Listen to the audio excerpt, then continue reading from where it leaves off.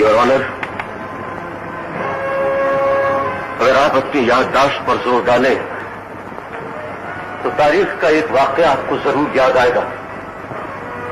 जब Lord Mountbatten ने रात के 3:30 बजे पंडित जवाहरलाल नेहरू को फोन किया था तो पता चला कि वो सो रहे हैं, और उसी वक्त जब उन्होंने हमारे कायद को फोन किया तो पता चला कि वो जाग रहे हैं।